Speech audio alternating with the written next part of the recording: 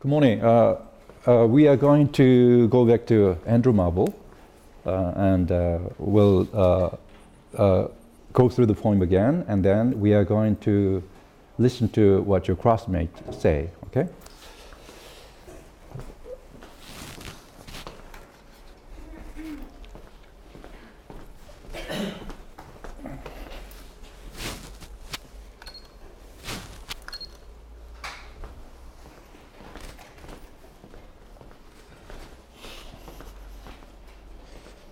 I think many of you like the poem, To His Coy Mistress, right? Now, it's not so difficult for you, right? We've gone through the poem. So, To His Coy Mistress. Had we but world enough in time, this is conditional, right? If we had enough world in time, enough time, this coyness lady were no crime. If we had enough time and world, we would sit and think which way to walk and pass our long love stay.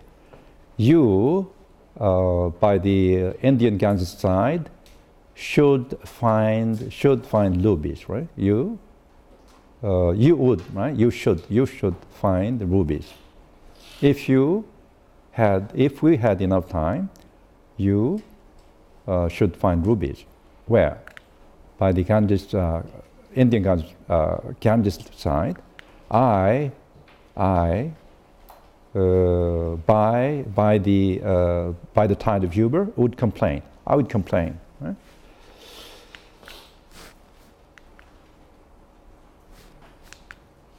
I would love you. I would love you 10 years before the flood. This is Noah's flood, right? I'd love you 10 years before the flood, and you should, if you please, refuse till the conversion of the Jews, until the last judgment, right? My vegetable love should grow. Some of you like this phrase, vegetable love should grow faster than empires and more slow. Should grow more slow, slowly, more slow. 100 years should go to praise thine eyes. 100 years should go to praise your eyes and to gaze on your forehead. 100 years. Right? 200 years should go to adore each breast, and 300 years should go to the rest. An age should go at least to every part, and the last day should show your heart. For lady, you deserve this stage, and I would not love at lower rate. But at my back, I always hear time's winged chariot hurrying near. I hear time's winged chariot hurrying near. The pronunciation, winged, this is accent aigu in French, right? For emphasis, right? So pronunciation winged. And yonder, all before us lie. Yonder, over there, all before us lie deserts of vast eternity. Okay, there lie deserts of vast eternity over there, beyond us, all beyond us. Thy beauty shall be found no more. Thy beauty shall be found no more. Thy beauty shall no more be found, and in thy marble vault, in the marble hall, shall sound my echoing song. My echoing song sound, right? My echoing song shall now sound in your marble vault. What does it mean in marble vault? Grave, right? In the West, there is a hole, and you put it the coffin. So right. So nor in thy marble vault shall sound my echoing song. Because why? The speaker is dead, the poet is dead, and he is no longer able to sing, right? He's dead, so no echoing song. Then one shall try that long-preserved virginity. Then one shall try that long-preserved virginity. What does it mean? Why?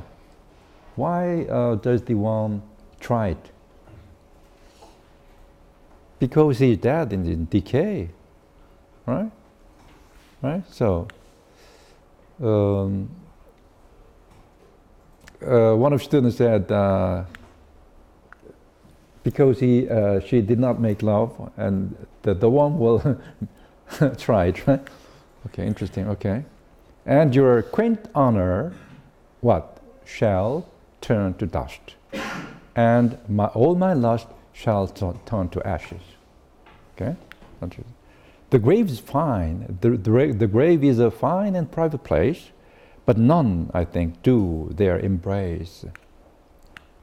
Now, therefore, while the useful hue sits on thy skin like morning dew, one of my students liked it very much. This phrase, right? I like it too, right? While the useful hue sits on thy skin like morning dew, and while thy willing soul transpires at every pore with instant fires. Beautiful, right? Now, let us sport us while we may. Let's enjoy ourselves while we may. And now, like aimless birds of prey, rather at once our time devour. Verb is here. Let us devour. Devour what? Devour our time. Okay? Now, let us devour our time. At once, rather at once. Like what? Like aimless birds of prey. Like an aimless birds of prey. This image is also, this image appears also in Shakespearean play, poetry. Then, right? Rather than, right? Then languish in this low chapped power. Let us roll our whole strength and all our sweetness up into one bowl. This image appears in T.S. Eliot's poem, right? And tear our pleasures with rough strife. Tear our pleasures with rough strife through the iron gates of life. This is what? This image, what kind of image is it? When you make love, what? When you make violent love, it's kind of violent, right? Right? So tears our pleasures with rough strife through the iron gates of life. Thus, though we cannot make our sun stand still, can you do it? No, nobody can do it. Though we cannot make our sun stand still, yet then we will make him run. Right? Okay. Beautiful poem, right? Iun-wan? He makes a few mistakes, minor mistakes in the essay, but he's thinking very carefully. His thoughts are good, so that's why I gives him okay. I give him okay. Okay. He's talking about the other poem by Andrew Marvell, the definition of love. He says the poem is describing the nature of love and explaining the reason for the speaker's hopeless love, and insists that magnanimous despair is worth. Like Marvel to his coy mistress, the poem explained the reason for unfulfilled love as the interruption of the fate, not as the character of coy mistress. So the development of this poem also focuses on the invaluable price of desperate love. The paradox occurs because the poet expresses the contradictory nature of love, impossibility and possibility, and despair and hope. These things coexist in the process of love. Reaching the seventh stanza, Marvel uses this unique metaphysical conceit, comparing a geometrical parallel view with love. In the last stanza, the astronomical conceit is used again, just as in the sixth stanza. Conjunction of mind, opposition of the stars. I think the poem well represents the attribute of metaphysical poetry. The dots and lines, three-dimensional concepts, keep reminding me of the metaphors of John Donne. So, good. 김난유? Okay. This is a summary of John Donne, and this summary is not bad. Marvel claimed both the private worlds of love and religion and public worlds of political and historic writing.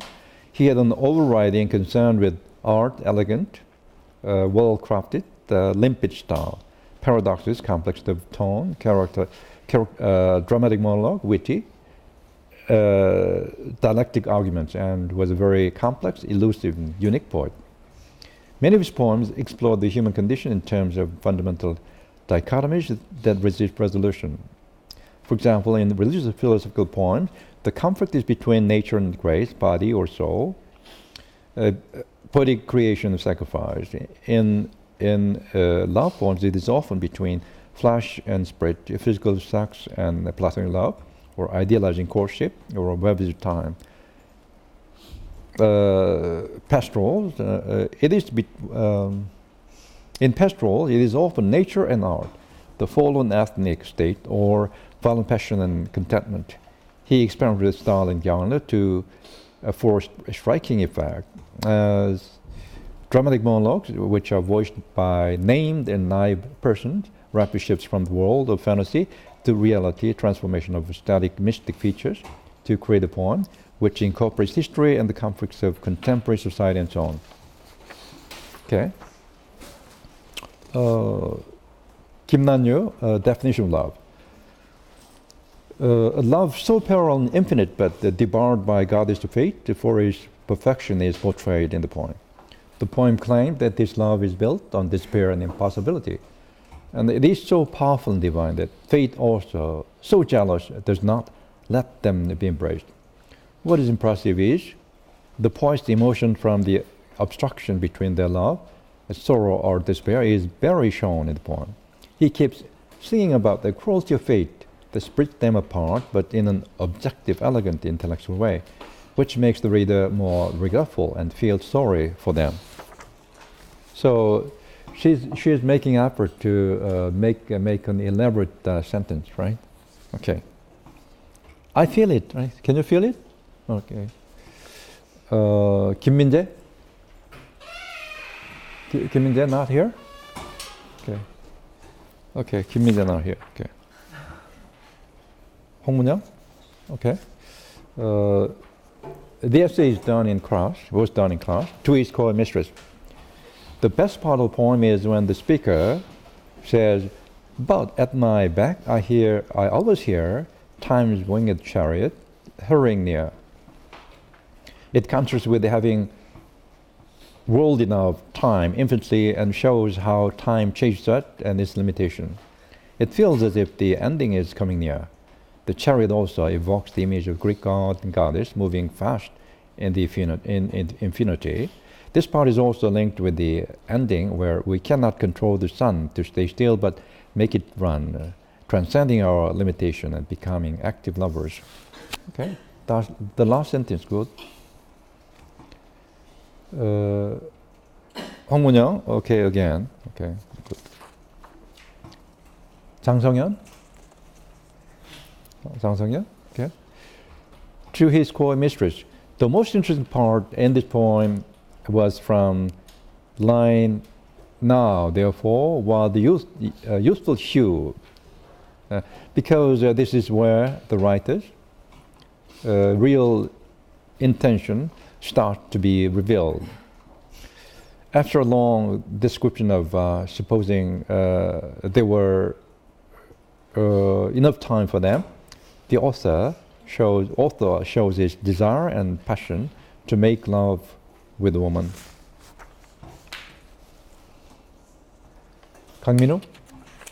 Okay. Oh, really? Okay? You got an okay, okay. Hyunjuan? To his coy mistress. This poem is very witty, similar to that of John Donne's love poems. This poem can be divided into three parts, where the speaker offers a condition, had we, and then tell why that cannot happen. And finally, what should be done as a result. Therefore, the poem is witty and has logic in it, and the listener is sure to be seduced by it. The words that compose the rhyme and things that the speaker would do if they had plenty of time seems romantic. By saying, "Nor would I love at low rate," we can feel that the speaker really loves the listener. However, like the carrot and stick approach, the speaker changes tone after the "but." He is alarming the woman, saying that there is not much time, and that her beauty and vigor do not last forever, and that he is urging her to make a decision. Okay, very logical. 신가요? 신가요? Oh, yeah. To his coy mistress. To his coy mistress may seem like a romantic and seductive love poem on the surface. However, the poem conveys the idea of carpe diem. It tries to show the readers the importance of enjoying the prime youth and beauty while they last. The writer says that we have to live our lives to the fullest, and when we are young, if we miss the enjoyment of youth, unaware of how precious it is, our lives will be absurd after death. Humans are finite beings. To suppress time and death, we have to treasure our life. Okay, you agree, carpe diem? The idea of carpe diem? Okay, 정준혁? Okay. Oh, it's the other poem by Marvel. In the definition of love, Marvel spiritualized love. This poem describes the character of the poet's love for his lover. This love says the poet is perfect, therefore he is unattainable. This love is divine, but for the very reason it is hopeless. Perfect love of this kind is most unwelcome to fate, which therefore never permits the union of perfect lovers. This kind of perfect love can mean only a spiritual union, but never a physical one. This love is the conjunction of mind, the opposition of the mind, opposition of the stars. Okay, 정준혁 again, to his coy mistress. On the surface, this poem seems a love poem, but more than this, to his coy mistress is a meditation on time and death. Good. Marvel dramatizes the questions. What are the implications of physicality and mortality? In using time wisely, should one focus on this life or the afterlife? Marvel avoids a simple conventional answer, and the poem works well as an argument for either view. I like his style and then logic, and okay, very good. Again, 정준혁, summary. Okay. And 이수영? 이수영? Okay. The love to the speaker is disappear, for it is a perfect love, and simultaneously it is impossible to be physically together. He says fate, being jealous of their perfect love, has separated the lovers. Fate wants to remain powerful, parting lovers with degrees of steel. The love is like a pair of parallel lines, perfect in itself, yet they shall never meet. Very good. She's not here? She got another one. Okay. And 정형기?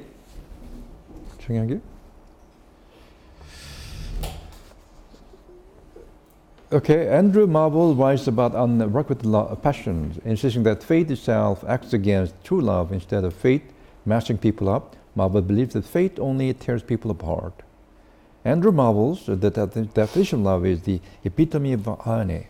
Marvel takes the feelings often associated with love and browns them in a cool, lucid, passionate tone that borders on self-mocking. 정형기? He's not here. This is so good, so maybe this must be fake, but okay. Okay, first we'll go to the poet, and And then we are going to read the shorter poem by him. Then we'll go to the elegy, because elegy is a long poem, very complex, and I will ask you to do an essay about the poem after reading the poem. Okay, so Thomas Gray. We are moving to another 18th century, right? 18th century. Thomas Gray was born in 1716, died 1771.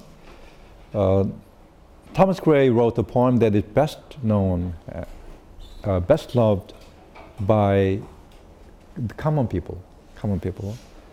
Elegy written in the country churchyard. Gray led a quiet life at Cambridge. He was a professor. He was learned in the classics and modern literature as well. Interested in pre-Elizabethan poetry, and he was also interested in Old Welsh and Norse literature. So he was a scholar, right? He stayed in Cambridge. Sometimes he always stayed in Cambridge, at Cambridge, but sometimes he went to the Lake District in summer and enjoy the sublime, beautiful nature. Have you been to the Lake District? Very beautiful. It's like, but to me, it's like in Korea. You feel that as if you are in Korea, and the Lake District in summer to enjoy the sublime and beautiful nature. Its early poetry shows his melancholy temperament. His early poetry melancholy, sad, while his later poetry shows technical accomplishment, technically, literary exercises. His poetry is characterized by highly artificial diction and distorted word order, probably like John Donne's. But it's easier. John Donne's is it's great. He's a great poet, right? But he was fond of Edmund Spenser and the early John Milton. What does it mean? Edmund Spenser.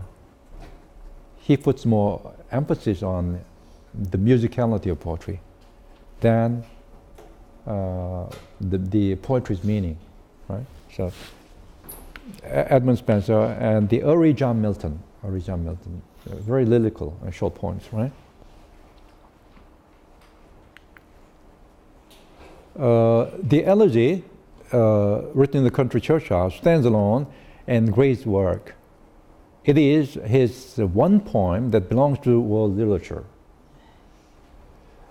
Johnson, who was a critic of, Johnson was a critic of this poet, but Johnson praises the church, the meaning the elegy, right? The elegy written in the country churchyard, this poem, abounds with images which find the mirror in every mind. Great, right? This is the greatest praise, right? If you find some image, if you find an image, it's what? The image in all human beings' mind, heart, right? So the poem abounds with images which find the mirror in every mind, and what? Abounds with sentiments to which every bosom returns an echo. Wonderful. This is a great praise. The four stanzas beginning, yet even those bones are to me original. I've never seen the notions in any other place, any other poem, any other poetry, any other poems. Yet, he that breathes them here persuades himself that he has always felt them. What does it mean? Universal. If you read the poem, you can agree with it, right? He is talking about the universal value.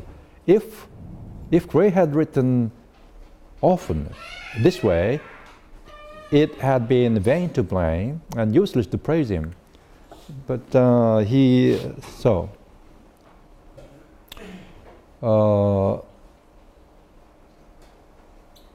This poem is very long, so we will go to a shorter poem. Okay, this is a wonderful poem. What's this?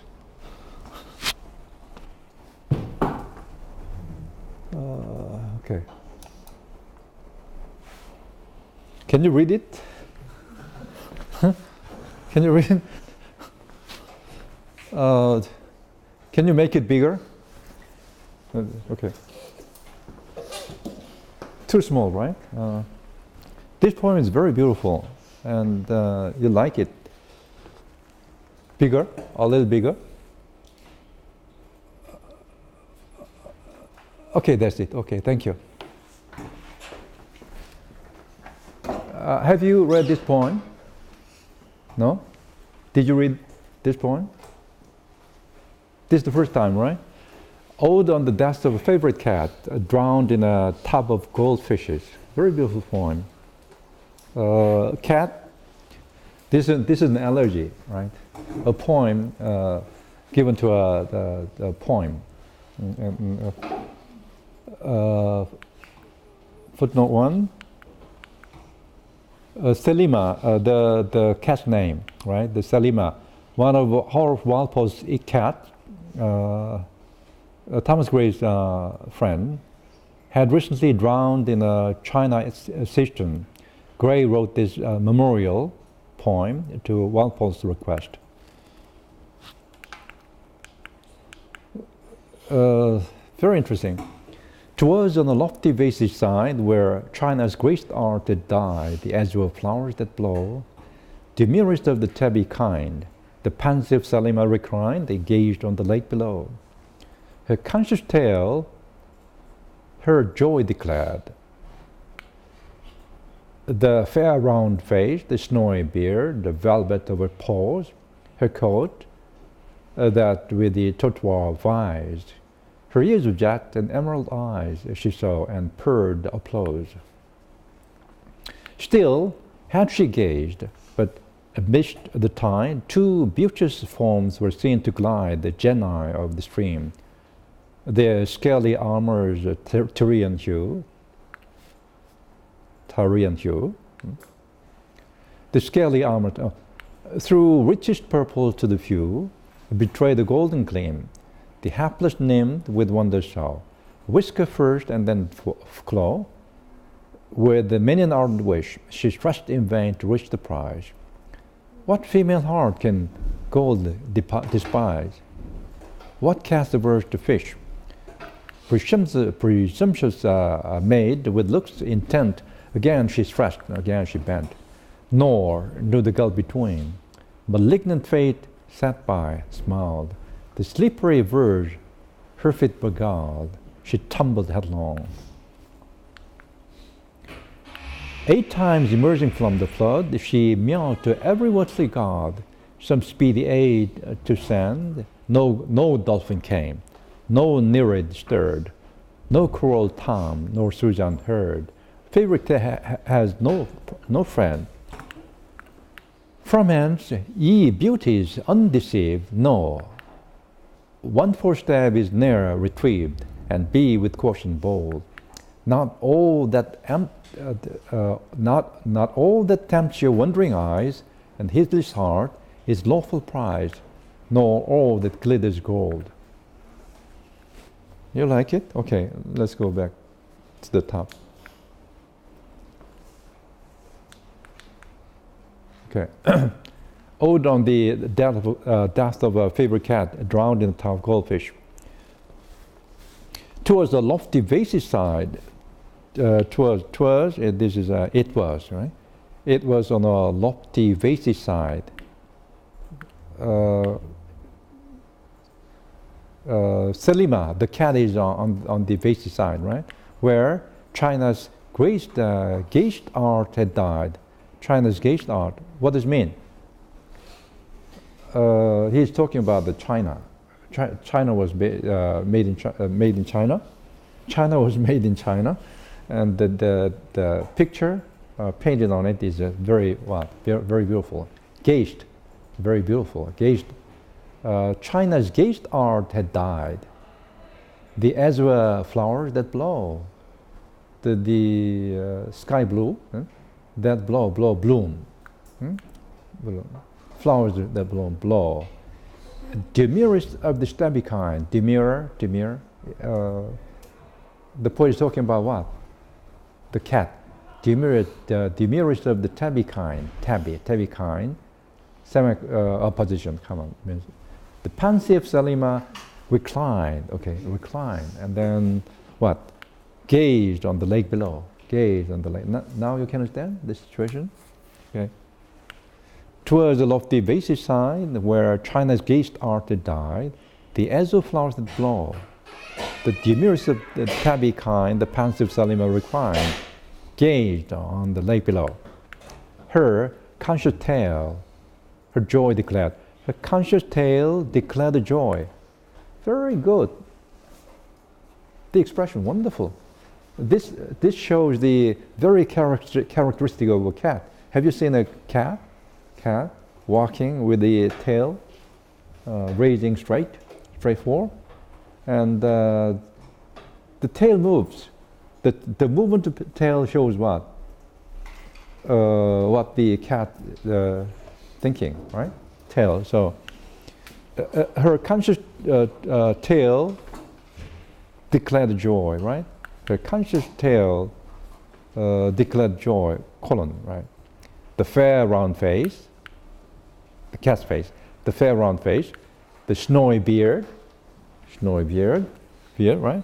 Snowy beard, the velvet of a paws, her coat that vies with the tortoise. So the cat is what?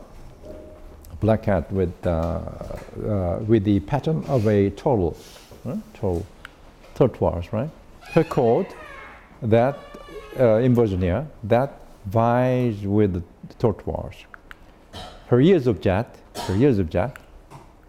emerald eyes. This is the description of the cat. She saw and purred applause. Purred applause. Good. Purred applause, right? Purred applause. Right. Still, she had gazed. But amidst the tide, two beauteous forms were seen to glide. So the speaker is talking about what? Genii, there, right? Spirit, genii of the stream. Their scaly armors, Tyrian hue. Tyrian hue. Okay. Through richest purple to the view, betray the golden gleam. The hapless nymph saw with wonder. A whisker first, the hapless nymph saw with wonder. This is what? This is an objective description, right? The nymph, the angel, is watching the cat, and colon, right? Whisker first, and then claw. Wonderful. So Yeats took something. Yeats took something from John Donne and very many good poets. And this one is what? A whisker first, and then a claw. One of the most famous poem by Yeats is what? Lead and Swan. A sudden blow. The poem begins with a sudden blow, right? Like that, right? A whisker first. First, it shows whisker first, and then claw. With a many an ardent wish, she stressed in vain to reach the prize. You know, to catch fish, right? What female heart can gold despise? What female heart can despise gold? Gold is kind of metaphor. Fish is not gold, of course, but it's a metaphor. So, what female heart can despise gold? What cat is right, averse to fish? So it's a comparison, beautiful. Presumptuous maid, with looks intent again she stretched, again she bent, nor knew the gulf between. The gulf between the China and the space, right? The gulf between malignant fate sat by, and smiled. The slippery verge, her feet beguiled. So her feet beguiled the slippery verge. She, the cat, Selima, tumbled headlong. 8 times emerging from the flood, she meowed to every worldly god. Help me, right? Meowed, right? Some speedy aid to stand, right? 8 times emerging from the flood, Selima meowed, shouted, meowed to every worldly god. Some speedy aid to send. No dolphin came. Usually the dolphin, right? Dolphin is a helper, right? Dolphin came. No nereid survived. Nereid is what? Is a siren, right? A good siren. Siren is usually what? The ships go wreck, right? So, but nereid. No cruel Tom nor Susan heard. A favorite cat has no friend. A favorite cat has no friend. From hence, ye beauties, you beauties undeceived, you beauties know one footstep is never retrieved, and be with caution bold, be with bold caution. Not all that tempts your wandering eyes, not all that tempts your wandering eyes, and heedless heart is lawful prize. Not all is lawful prize, nor all that glitters is gold. Wonderful. So the poem ends with what? With the lesson, right? Very beautiful poem. Okay. What do you think? Okay. Before I finished, let's go back to the beginning and read it again. Ode on the death of a favorite cat. Towards a lofty wasted side, where China's greatest art had died, the azure flowers that blow, the merest of tabby kind, the pensive Selima reclined, gazed on the lake below. Her conscious tale, her joy declared, the fair round face, the snowy beard, the velvet of her pores, her coat, that with the tortoise vies, her ears of jet, emerald eyes, she saw and purred applause. Still has she gazed, but missed the tide. 2 beauteous forms were seen to glide. The genii of the stream, the scaly armored Tyrian hue, through richest purple to the view, betray the golden gleam. The hapless nymph with wonder saw, whisker first and then a claw. With many an ardent wish, she stressed in vain to reach the prize. What female heart can gold despise? What cast averse to fish? Presumptuous maid, with looks intent, again she stretched, again she bent, nor knew the gulf between. Malignant fate sat by and smiled. The slippery verge her feet beguiled, she tumbled headlong. 8 times emerging from the flood, she meowed to every worldly god, some speedy aid to send. No dolphin came, no nereid stirred, nor cruel Tom, nor Susan heard. A favorite has no friend. From hence, ye beauties, undeceived, know one false step is ne'er retrieved, and be with caution bold. Not all that tempts your wandering eyes and heedless heart is lawful prize, nor all that glitters gold.